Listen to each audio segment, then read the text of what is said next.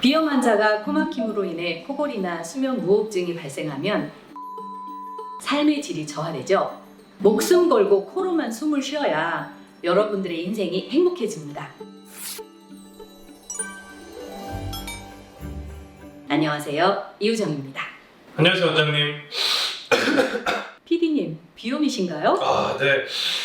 특히 환절기가 되니까 진짜 비염 때문에 미치겠어요. 그렇다면 잘 찾아오셨어요. 저는 우리 몸에서 가장 혹사당하고 있는 기관이 코라고 생각해요. 코는 1년 내내 하루 종일 1초도 쉬지 않고 일하느라 너무너무 피곤하죠. 특히 봄, 가을 환절기에는 알레르기로, 여름에는 에어컨 바람으로, 겨울에는 추위와 건조한 공기로 인해 고생이 많은데요. 알레르기 비염, 만성 비염 상관없이 비염의 3대 증상으로 유명한 콧물, 재채기, 코막힘에 대해서 PD님을 비롯해 우리 영상을 보고 계신 시청자분들을 위해 이 3대 증상으로부터 완전 해방될 수 있는 방법 2가지를 알려드리려고 합니다. 본인의 비염이 단순 만성 비염인지 알레르기 비염인지 판단하는 가장 간단한 기준은 코나 눈, 목구멍, 귓구멍이 간질간질하다면 알레르기가 있다고 보시면 되시고요.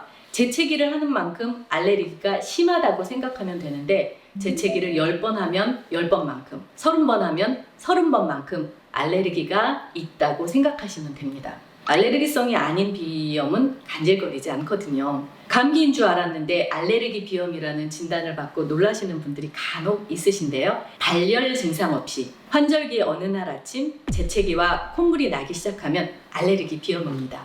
비염으로 인해 코막힘과 콧물, 재채기 증상으로 병원 처방약을 복용하거나 특히 알레르기의 경우에는 항히스타민제를 복용하고 오트리빈 같은 스프레이 제제를 사용하시는데요. 그러다가 만족할 만큼 치료가 잘 안 되어서 우리 한의원까지 오시죠. 이런 분들을 위해 코막힘, 콧물, 재채기로부터 완전 해방될 수 있는 코숨 한의원만의 치료 방법 소개해드리겠습니다. PD님, 앞서 만성비염과 알레르기 비염이 어떻게 다른지 구분 방법 알려드렸는데 생각나실까요? 만성 비염은 간지럽지 않다고 하셨던 것 같은데요. 네, 맞습니다.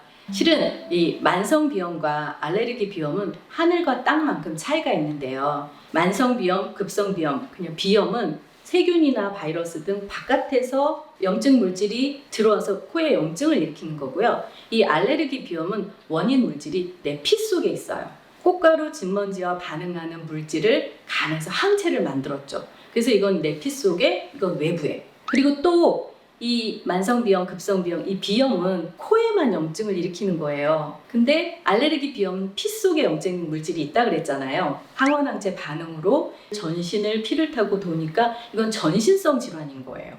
코에 제일 먼저 알레르기 비염이 나타나는 이유는 코로 숨을 쉬면서 이 공기의 마찰로 인해서 코가 간지럽고 콧물 재채기가 나는 것 뿐이고, 눈을 깜빡깜빡하면 이 마찰에 의해서 알레르기성 결막염이 생기는 거예요. 그리고 입으로 숨을 자꾸 쉬게 되면 이 공기의 마찰에 의해서 목구멍, 귓구멍이 가려워지는 거죠. 그래서 만성비염은 코를 치료하면 되지만 코가 심하게 막힌다고 해서 수술을 할 경우 알레르기 비염이 만족할 정도로 완치될 수 없는데요. 그 이유는 바로 알레르기 비염은 항원항체 반응으로 인한 비염이기 때문이에요. 수술로 코 막힘은 해결이 돼도 간에서 만든 항체를 없앨 수는 없기 때문인데요. 그래서 알레르기 비염은 아주 반복적인 질환이라고 할 수 있죠.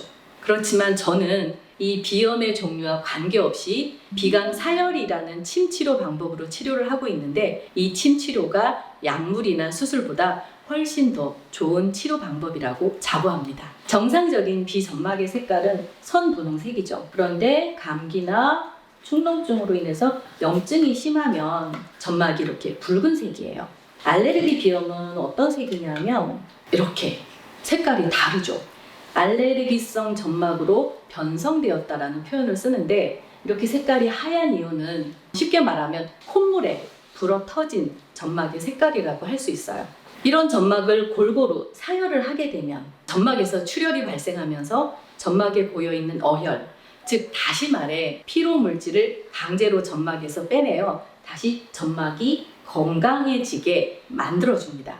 이렇게 건강해지면 점막이 이렇게 선분홍색으로 바뀌는 것을 보실 수 있는데요. 점막 자체가 건강해지면 알레르기 비염 증상인 코막힘, 콧물, 재채기 증상도 함께 줄어들게 됩니다. 혹시 PD님도 자고 일어난 아침에 입이 마른 것 같다는 느낌을 받으시나요? 어떻게 하셨어요? 코막힘 때문에 아무래도 입을 벌리고 자다 보면 자연스럽게 자고 나서 입이 마를 수밖에 없죠. 이런 경우는 입바람으로 잇몸, 치아에도 문제가 생길 수 있고 당연히 숨을 제대로 쉬지 못하니까 수면 장애가 생길 수 있죠. 특히 비염 환자가 코막힘으로 인해 코골이나 수면 무호흡증이 발생하면 깊이 오래 푹 자는 게 불가능해서 삶의 질이 떨어지죠. 그래서 저도 환절기 때만이라도 이 항히스타민제를 처방받아서 복용하고 있어요. 물론 약도 도움이 되겠지만 침 치료로 치료를 하면 좋은 점은 약물의 부작용이 없다는 것입니다. 저는 지속 가능한 치료로 침 치료만 한 것이 없다고 생각하는데요. 여기서 지속 가능하다는 것은 예를 들면 코 막힘으로 수술을 했다고 칩시다. 코가 막힐 때마다 수술을 할 수는 없죠. 한계가 있습니다. 코가 막힐 때마다 항히스타민제나 스프레이를 쓴다고 칩시다. 반복할수록 약물의 사용이 빈번해지고 효과가 떨어집니다. 한계가 있는 치료법이죠. 그러나 침 치료의 비강 사열의 방법은 반복할수록 점점 양호한 상태가 지속되어 치료를 줄여나가게 되고 결국 완치까지도 가능하게 됩니다. 치료할수록 코 점막이 점점 더 건강해지니까요. 무엇보다 좋은 것은 환자에게 이것저것 조심해야 한다고 당부하는 잔소리가 줄었다는 것입니다. 저도 임상 초기에는 알레르기 비염 환자들에게 음식 조심, 채식을 신신당부, 환경 개선을 해야 된다. 또 경우에 따라서는 면역 기능을 높이는 한약을 복용하는 것이 좋다고 할 정도로 환자들이 지켜내야 할 주의사항이 많았거든요. 그러나 지금은 만성 비염이나 알레르기 비염 상관없이 꾸준히 침 치료를 받으시면 좋겠다. 이 말씀만 드리고 있습니다. 그렇다면 치료법 이외에도 평상시에 코를 건강하게 잘 관리할 수 있는 좋은 방법이 있겠지요? 첫 번째 가장 중요한 방법은 코가 먹는 음식인 공기를 관리하는 것입니다. 예를 들면 소화가 잘 안 되는 사람들은 소화가 잘 되는 죽을 먹잖아요. 근데 밤새도록 코가 먹는 음식이 공기란 말이에요. 이 공기의 온도 조절, 습도 조절은 코 건강에 너무너무 중요합니다. 낮에 직장이나 작업 환경은 바꾸기 어렵더라도 밤에 잘 때만이라도 방 안의 공기는 조절할 수 있죠. 온열 감기는 개도 안 걸린다는 속담이 있는데요. 양력 7, 8월의 고온다습한 공기는 코가 아주 좋아합니다. 이와 반대로 겨울철에 건조하고 차가운 공기는 코가 싫어하는 공기입니다. 밤새도록 코에 좋은 공기를 호흡하면 코가 건강해지지 않을 수 없습니다. 공기청정기, 가습기 등을 잘 사용해서 자고 난 아침의 코 상태가 훨씬 좋아지게 만들 수 있죠. 비염 증상으로 대표적인 콧물 재채기에는 건조한 실내가 특히 좋지 않아요. 코 속이 건조해지면 코의 기능이 저하되는데요. 과도한 냉방 또는 난방을 하게 될 경우 실내외의 온도차가 커져서 코에 자극이 심해지고 그 결과 코 질환이 악화되죠. 코 건강을 위해서는 40 내지 60% 정도가 적정 습도이고 온도는 여름철에는 24도에서 28도, 겨울철에는 18도에서 20도 정도를 유지해주는 것이 가장 좋아요. 코가 많이 건조한 사람은 소화가 잘 되는 묽은 죽을 먹어야 하듯이 정해진 습도가 있는 것이 아니라 본인 코에 맞춰서 건조하지 않을 정도로 습도가 높아질수록 좋습니다. 감기에 걸렸을 때 고온다습한 환경에서 잠을 자면 호흡기 증상이 빨리 개선되는 것을 모든 사람들이 경험해 보시면 저는 정말 좋겠습니다. 저는 수면 텐트 안에 가열식 가습기로 습도를 높여서 잠을 자는 방법이 약을 먹는 것보다 훨씬 더 효과적이라고 지도하기도 한답니다. 그러면 코 세척도 좋다고 하던데 맞을까요? 네, 맞습니다. 두 번째로 코를 건강하게 관리하는 방법은 코 세척과 충분한 수분 섭취를 권하는데요. 충분한 수분 섭취는 면역력을 높이는 데도 중요하기 때문에 권하고요. 돈도 안 들고 실천도 쉽고 아주 쉽게 누구나 할 수 있는 편한 방법이라서 좋아요. 오줌이 자주 마려워서 불편한 것 빼고는 아주 훌륭한 방법이라고 생각합니다. 코 세척은 아침에 얼굴 세수하는 것과 동일하게 생각하시면 되는데요. 생리식염수 정도로 소금의 농도를 맞추고 물의 온도는 몸의 체온과 맞추어서 잘 하시면 정말 코 건강 유지에 좋은 방법이 됩니다.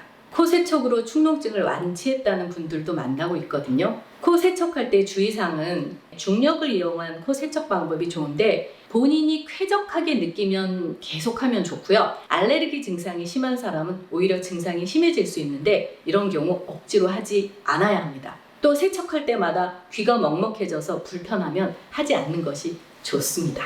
그럼 마지막 해결 방법만 남았는데 세 번째는 무엇일까요? 지금 평상시에 코를 건강하게 관리할 수 있는 좋은 방법을 말씀드리고 있죠. 바로 코를 100% 사용하는 것입니다. 코로만 숨쉬기 건강법이라고 이름 붙였는데 코는 신기하게도 코로 숨을 쉬려고 하면 할수록 코를 사용하면 할수록 코가 더 뚫리고 건강해지거든요.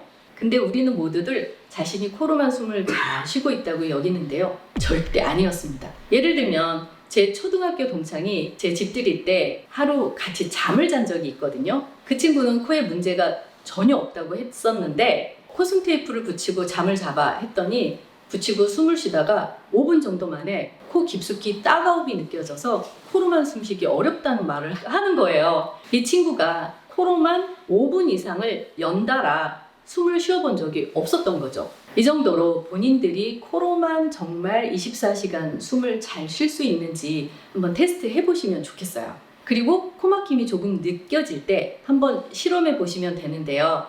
코막힘이 살짝 느껴질 때 억지로 코로 숨을 쉬려고 하면 할수록 코로 숨쉬기가 점점 더 편해집니다. 낮에는 입술을 붙이고 코로만 숨을 쉬려고 해보시고요. 밤에는 자다가 단 1분도 입술이 벌어지지 않도록 입 벌림 방지 코숨 테이프를 붙이고 자보는 거예요. 코로 숨을 쉬려고 노력하면 할수록 코는 점점 더 건강해지더라고요. 감기도 훨씬 안 걸리고 게다가 세 갈래 숨길이 더 깊어지면서 호흡의 질이 높아지죠. 알레르기 비염 환자의 경우에도 콧물이 나고 재채기가 날 때만 불편한 거지 코로 숨을 쉴 수 있을 때는 무조건 코로만 숨을 쉬려는 코로만 숨쉬기 건강법으로 효과를 볼 수 있습니다. 코막힘이 조금 느껴질 때부터라도 코로만 숨쉬는 노력을 하면 좋겠고 코가 건강하다고 여기는 모든 분들도 코로만 숨쉬는 노력을 하시면 좋겠습니다. 오늘 콧물 재채기 비염으로부터 해방될 수 있는 코스마니원의 치료 방법인 침치료와 평상시 관리 방법 3가지를 알려드렸는데요. 우리 코스마니원에서는 비염 환자분들께 약물보다는 침을 통한 치료로 증상을 개선할 수 있도록 노력하고 있습니다. 코스마니원 홈페이지를 통해 보다 자세한 설명 확인하실 수 있고요. 이 영상을 시청하고 계신 시청자분들과 PD님 모두 비염의 고통으로부터 해방되시길 바랍니다. 영상이 유익하셨다면 좋아요, 구독, 알림 설정 부탁드리고요. 궁금하신 부분은 댓글 부탁드려요. 앞으로도 더욱 유익한 정보로 찾아뵐게요. 감사합니다.